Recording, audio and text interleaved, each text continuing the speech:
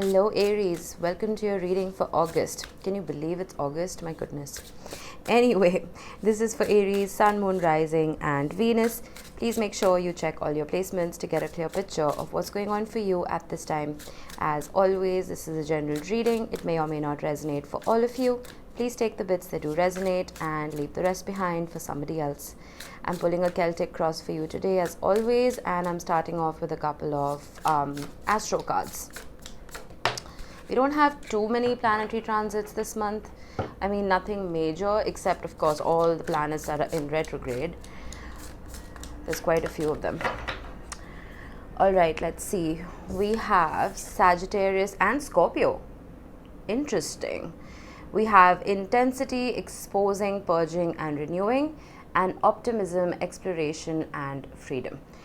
All right, let's see. Is there anything happening in these signs at the moment? No, nothing of importance. All right. Now, when it comes to Scorpio and Sagittarius, you may have them heavily in your chart, or you may be dealing with somebody who has these heavily in their chart. Either way, Scorpio is basically the Tower card. It is the Death card. It is the card of transformation. It is the energy of change. It is the energy of Pluto and Hades and the underworld. Scorpio as a sign digs very deep, investigates. They make the best detectives. So there is something that you are investigating or researching or wanting to get to the bottom of. There is some kind of mystery or secret that you may be harboring. It is possible. And something that you're working very intently on without telling other people about it. You would know what this is. Now, Sagittarius is a very different energy. It's funny how they, the signs are right next to each other on the wheel. Sagittarius rules the 9th house. It talks about adventure, travel, being free-spirited. It talks about a shift in beliefs and philosophies and just following the whole glass half full concept and kind of looking at not the world through rose-colored glasses, but just being a little more optimistic than you usually would be. And Sagittarius is a sister fire sign to you. So maybe this is something that you need to kind of conceptualize in your life. It's possible that all of this isolation, because Scorpio can be a very heavily isolated sign, it's possible that it's time for you to maybe expand your horizons and socialize just a little more. Okay, let's see what your tarot says.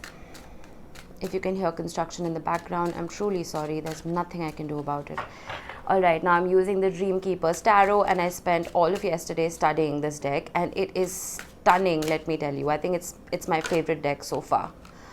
Goodness. Right off the bat, center of your reading is the Devil, Capricorn energy. So again, you may be dealing with a Capricorn, or you may have it heavily in your chart with the Page of Cups crossing it.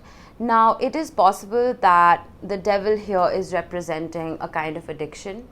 It could represent some kind of toxic belief even. It could represent a codependent relationship. It could represent anything that is unhealthy for you. Now, you see, I was talking about Hades. That is literally Hades and Persephone. Hades is the god of the underworld, and according to legend, he lured Persephone into the underworld. So apparently in Greek mythology, she used to rule the underworld for 6 months and then come back up for 6 months. We don't know if she was lured there, she was baited there, or she went of her own free will. Either way, it talks about taking a bite from that pomegranate and just kind of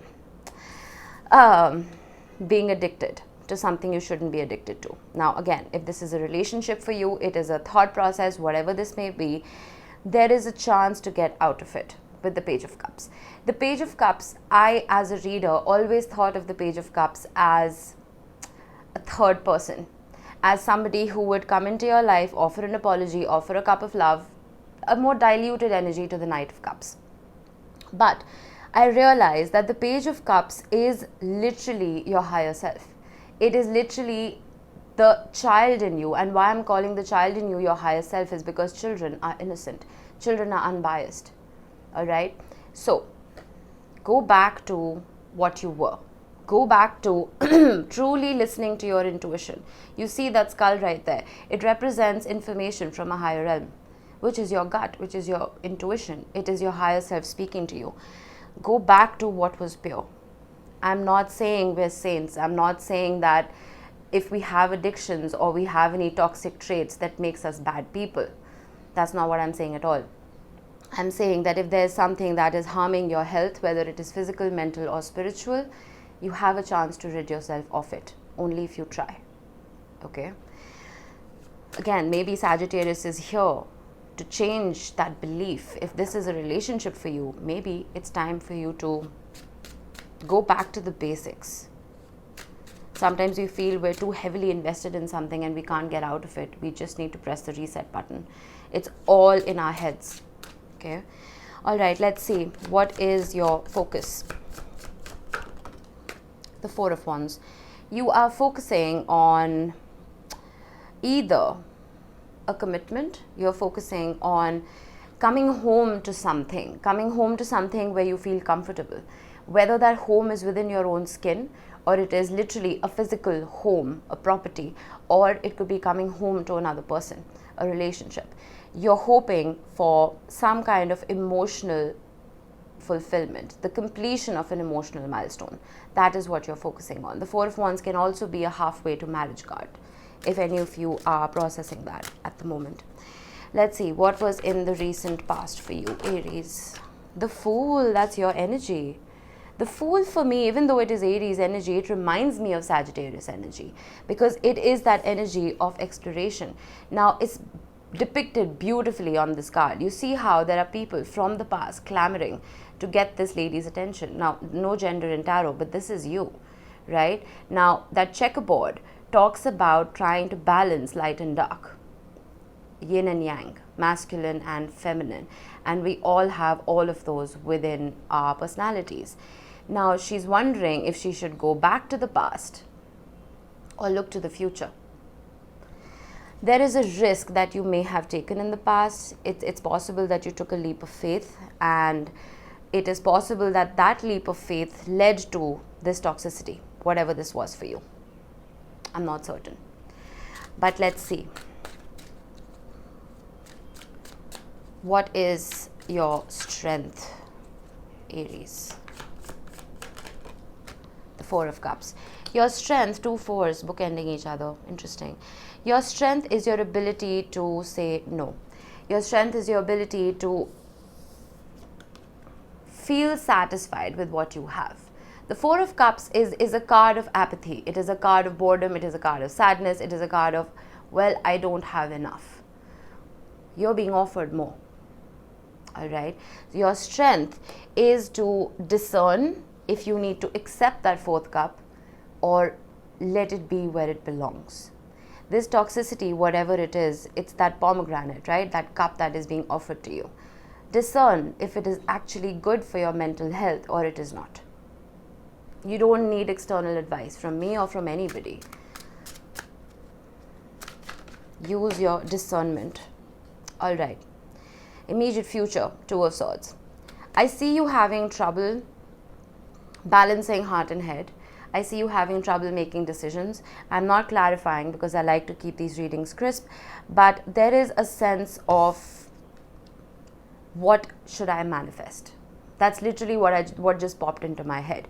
Now that is a waxing moon right there. And waxing moons talk about manifestations. They talk about setting intentions. You see how there's an apple right there, and that apple again is reminding me of temptation, of the devil. And we have a tree branch which talks about wisdom, stability, groundedness. I feel that there is something that is plaguing you, it's plaguing your mind, and it is making you go round and round in circles. The Page of Cups is a very soft energy. It is a naive energy. But if you focus on it enough, if you work on it enough, it eventually reaches the King of Cups, right? Who is the master of emotional balance, the master of calm, the master of peace. So whatever is plaguing your mind, you need to rest your mind just a little bit, spend a little time with yourself, remove any external variables that are preventing you from making these decisions, and you will see that inner voice coming out and finally helping you decide. I feel like there's too much chaos around you and you're not being able to discern. You're trying to, with Scorpio. Sorry for shaking the camera. You're trying to dig deeper. But then again, with the whole Sagittarius energy, with the whole energy of, and again, well, Jupiter is in retrograde, and Jupiter rules Sagittarius. So this Jupiter retrograde is making us reanalyze and refocus our energies about what it is that we truly believe in. There is a shift in beliefs happening here. And I feel like that is what is making you a little uncomfortable, because when we've been following a particular trajectory all our lives, and suddenly there is a shift in our foundation, it leaves us at dis-ease. How are you showing up to this reading, Aries? The moon. Interesting. You may have Cancer or Pisces heavily in your chart, but the moon talks about things that are hidden, but it also talks about the yin aspect of life. It talks about the feminine, the divine feminine within us all. It talks about secrets, but it also talks about intuition. It talks about that inner wisdom, that inner knowing. You see how her dress is disappearing, so is her flesh. But it's almost like she's found something to love. She's found the moon. She knows she can give her love to the moon and receive that love in return. And that is almost putting her back to life, bringing her back to life. I feel like you may be feeling alone. You may be feeling like, I don't know if I can open my heart to someone or somebody right now. I feel like you want to, but you're surrounded with devil energy. So your heart is that naive page of cups within you is uncertain if it should pop out or not. There are fears surrounding this. This devil energy doesn't necessarily have to be something that has manifested in your current reality. It could be something that happened in the past, and it's just in your thought process. It's in your subconscious mind right now that is preventing you from moving forward. Let these fears emerge. Let them emerge and work through them. All right, let's see. What are your external influences that you may or may not be aware of? The Page of Swords. There is someone in your environment who is watching you. I know that sounds really scary and freaky, but there is someone who is keeping their eye on you. And I don't know necessarily if this is in a good way or a bad way. It could be either, because we have the devil in the heart of your reading. There is someone who, you know how we're randomly doing something, okay? We're watching a movie, we're reading a book, our mind is occupied. And suddenly we start thinking of somebody. That is not your mind actually wanting to think of that person. I don't know the technical term for it, but it's almost like that person is thinking of you. So your mind telepathically starts thinking of them too. So energetic spying is also a thing. I feel like someone is energetically constantly thinking of you, which is why you're in a loop and you're not being able to get them out of your head.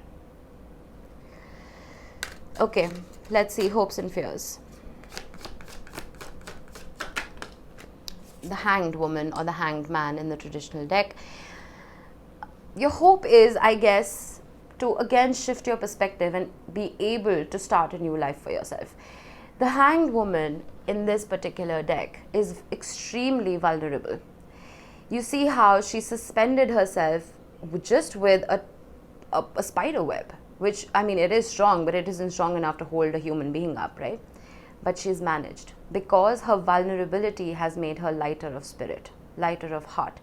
I feel like you want to be vulnerable. I feel like you've been constantly guarding yourself, constantly transforming and constantly trying to protect yourself through whatever this journey has been for you. You want to be free. You want to be optimistic. And again, it is all in your mind. There is nobody else who can prevent you from feeling like that. You can cut the cord whenever you want to. I'm not saying it's going to be easy, but it's all in your hands, Aries. Okay then, strange. Let's see, potential outcome. The Empress, I love it. Finally, look at that card. How stunning is it? The Empress is Venusian energy. It is Taurus and Libra energy. And it talks about growth. It talks about optimism, freedom. It talks about being loving, nurturing, caring, not just towards the people around you, but towards yourself. And the Empress is Mother Earth. The Empress is Mother Earth, and she's wearing a crown full of stars that represent all the 12 zodiacs. It's a very wholesome energy. It is a very, how should I put it, very evolved energy.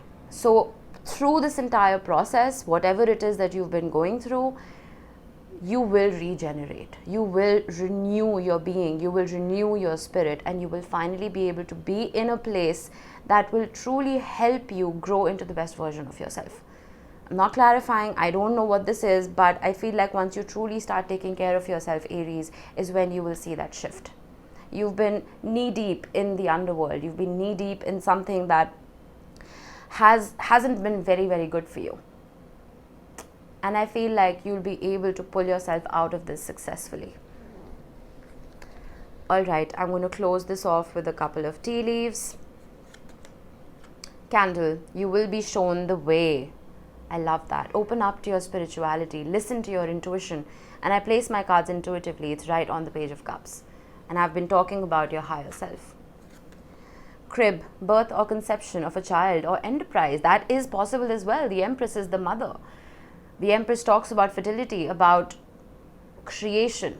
So you may be starting a new business, you may be expecting a baby, you may be beginning a brand new relationship for yourself. Whatever it is going to bring you growth.